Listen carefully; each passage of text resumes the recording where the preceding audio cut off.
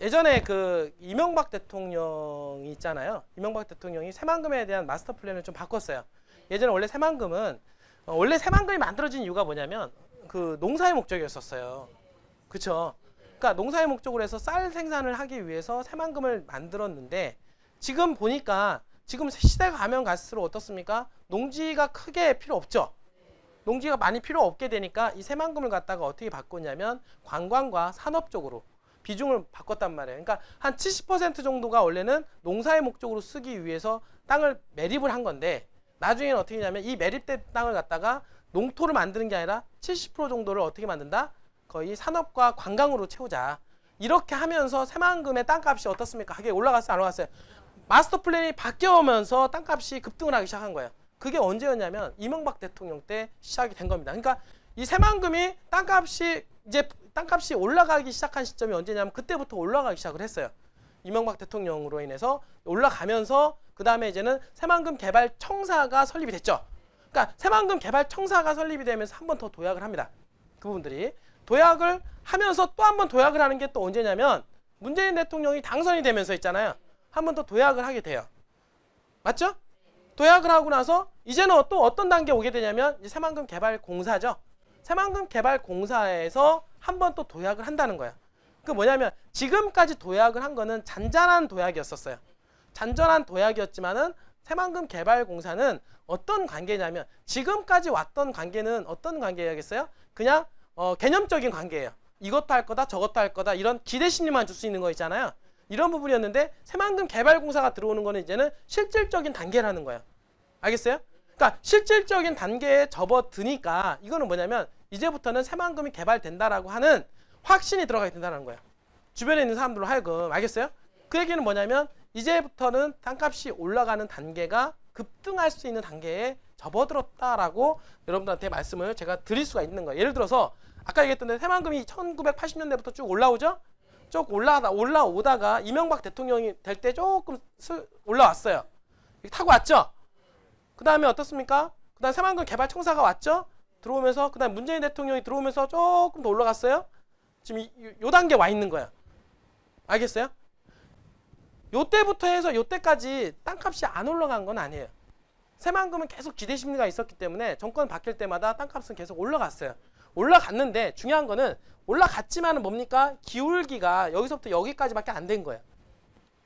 많이 올라가진 않았다는 얘기죠. 근데 문제는 뭐냐면 쭉 가다가 대통령이 당선이 되고 지금 현재 조금 주춤하고 있죠? 주춤하고 있는데 문제는 뭐냐면 얘가 이제 10월 달인데 다음 달 그죠? 다음 달에 새만금 개발공사가 이제는 이제 설립을 해서 이제는 실질적으로 개발하는 단계에 오게 된다는 얘기예요. 그럼 뭐냐면 요 단계에서는 어떻습니까? 이렇게 갈 확률이 높다라는 얘기예요. 이 부분들이. 우리가 통상적으로 본다 하더라도 주식시장도 보면은 금융장세가 있고 실적장세가 있는데 맞죠? 금융장세에서 가격이 올라가긴 하지만 실적장세를 따라가지 못합니다. 이 부분들이. 똑같아요. 지금까지는 자 여기까지는 주식시장에서는 금융장세다라고 보시면 돼요. 금융장세는 뭐냐면 뭐예요? 기대치로 올라가는 거예요. 뭐가 개발될 것이다? 예를 들어서 회사도 보면은 예를 들어서 막 뭐가 개발될 것이다 뭐 이런 어떤 얘기 있잖아요. 앞으로 이 회사가 좋아질 거다 이런 얘기 이런 거에 따라서 돈이 몰려서 올라가는 게 금융장세가 되는 거고 실질적인 장세는 뭡니까? 기업이 주가가 어떻습니까? 실적이 받침이 되면서 주가가 올라가는 거예요. 알겠어요? 그럼 뭐냐면 여기가 바로 이제는 실적이 받침이 되면서 가격을 끌어올리는 역할을 하게 되는데 언제부터냐면 실제적으로 언제입니까? 새만금 개발공사 설립과 함께. 그게 언제냐? 원래는 9월 달에 출범하기로 했죠? 근데 9월 달, 10월 달 요 중간이에요. 그런데 10월 달에 출범합니다. 10월 달에. 그러니까 10월 달에 출범을 하게 되면 그 다음부터는 어떻습니까? 이 기울기가 틀려지는. 지금까지 비행기도 보면 이렇게 이륙하다가 갑자기 이렇게 뜨잖아요. 그죠? 지금까지는 한 요 단계까지 왔다라고 하면 그 다음부터는 급상승하는 그런 단계에 접어드는데 그 골든타임이 언제냐? 그 시점이 언제냐면 새만금 개발공사가 설립하는 그 시점에서 골든타임이 될 거다라고 여러분들 말씀을 제가 드릴 수가 있는 겁니다. 알겠어요? 자 그러면 어떤 일이 벌어지냐면 자 이게 그 급상승을 하면 여러분들 단위 시간당 투자 회수 그러니까 예를 들어 3년 투자하고 5년 투자하잖아요. 여러분들 여기서 3년을 투자한 사람들은 어떻습니까? 올라가기는 올라갔지만 그렇게 큰 효과는 없었죠. 마찬가지로 여기 투자하는 시점도 마찬가지예요. 여기지? 근데 만약에 현재 시점, 그러니까 요 시점에서 지금 현재 시점에서 투자하는 사람들은 단위 기간 대비 같은 3년 기간 대비 어떻습니까? 투자 수익률을 어떻게 된다? 극대화할 수가 있다 없다? 엄청 극대화할 수가 있는 거예요. 그 포인트가 있다라고 하는 거예요, 여러분들. 포인트가.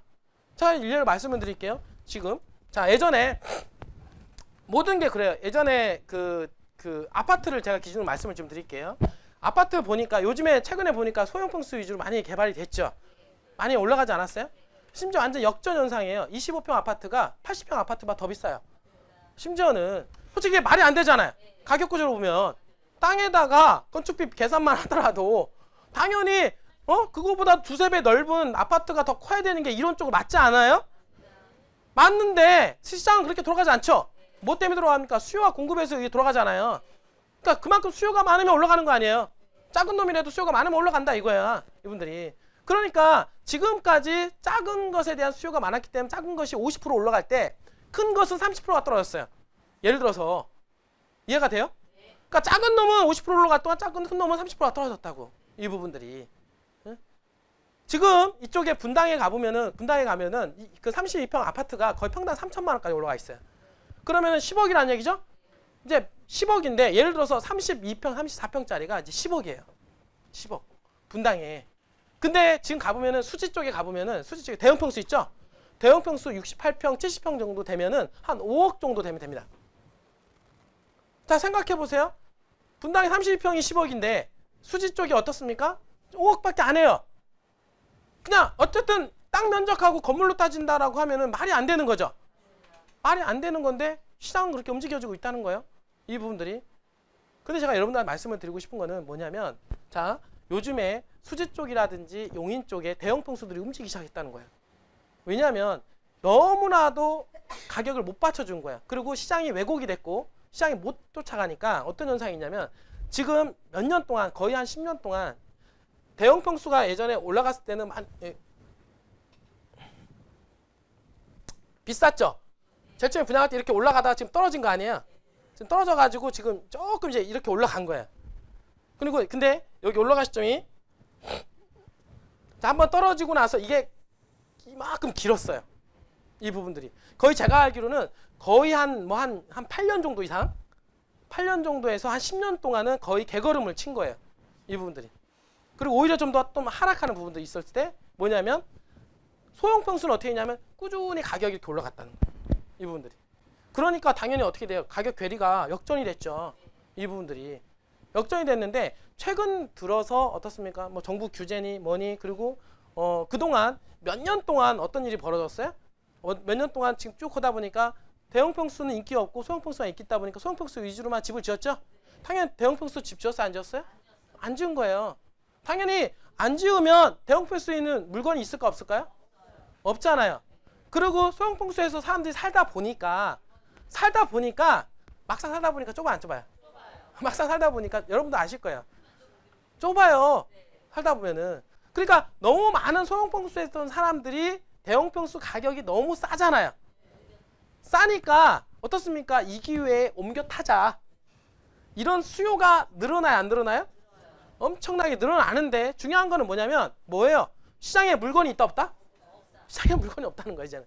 왜? 그동안 공급이 안 돼서 시가 말랐기 때문에. 당연히 여기 있는 땅을 여기 있는 걸 팔아도 이거 절반이면 살 수 있으니까 25평 팔아가지고요 절반이면 살 수 있으니까. 근데 문제는 나와서 어떻습니까? 시장에 물건이 없어요? 그쵸?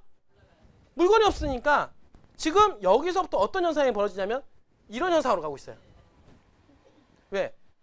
지금까지는 안 올라갔던 것들이 에너지가 응집이 됐던 거예요. 그 다음에 어떻습니까? 시간과 기회도 안 줘요. 그쵸? 그러나 요 시간 동안 볼 수 있었던 사람은 많이 있었어요. 이게 분들이. 지금 현재 시점에서는 하루가 지나면 5천, 하루가 지나면 5천씩 올라가요. 3천, 5천씩 막 가격이 올라간단 말이에요. 왜냐하면 당연히 여기 있던 사람들의 수요와 25평짜리가 현재 10억까지 올라간 세월에서 예를 들어서 68평짜리가 예를 들어 5억 정도 되면은 이게 말이 안 되는 구조예요. 그러면은 이거는 이미 올라가도 15억 정도는 해야 되는 게 원래는 맞아요. 그러면 시장 참여자들은 느낄 때 어떻습니까? 아직 저평가가 됐다 이거는. 그러면 15억까지 따라가려면 아직도 어떻게 돼요? 급하게 올라가야 되겠다. 근데 시장에는 물건이 없네? 시장에 물건이 없으니까 어떻습니까? 막 타고 올라가는 거예요. 급등하는 거죠. 이 부분들이. 예? 이게 바로 수요와 공급에 대한 부분인데 중요한 거는 뭐냐면 이 터닝 포인트 요 시점이 있다라는 거예요. 근데 요 시점을 만약에 내가 기회를 놓치면 여태까지는 안 왔잖아요. 여태까지는 왔는데도 에이 끝까지 여기 올라가는 그 시점 전까지도 어떤 사람들 있잖아요. 포기하고 나갔어요. 아예 안 되는가 보다 안 되는가 보다 이러고. 근데 갑자기 분위기가 바뀌었죠. 분위기가 갑자기 바뀌면서 돌변하니까 어떻게 되냐면 단위 시간당 어떻습니까? 투자 대비 수익률이 극대화가 되는 거죠. 이분들이. 지금부터는 어떤 분이냐면 간땡이 큰 사람들이 들어오는 거예요. 근데 중요한 거는 요때는 어떻습니까? 3년을 기다려도 내 돈이 늘어나지 않잖아요. 근데 요때는 내가 3년을 늘어놓으면은 좀 비싸게 사더라도 맞죠? 비싸게 사더라도 올라가는 시점이기 때문에 내가 3년을 묻어두면은 어떻습니까? 더 큰 투자 수익이 기대가 되고 단위 시간에 대비 어떻습니까? 더 많은 이익을 낼 수가 있는 단계라는 거예요. 그러니까 지금 토지를 투자하는 데 있어서 어떻습니까? 아, 저평가 싸다 이런 동네에 투자를 하는 게 아니라 오히려 조금은 리스크는 가격적인 리스크는 있지만 이런 데다가 묻어두면 어떻습니까? 단위 시간당 투자 수익을 극대화할 수가 있다라고 하는 겁니다.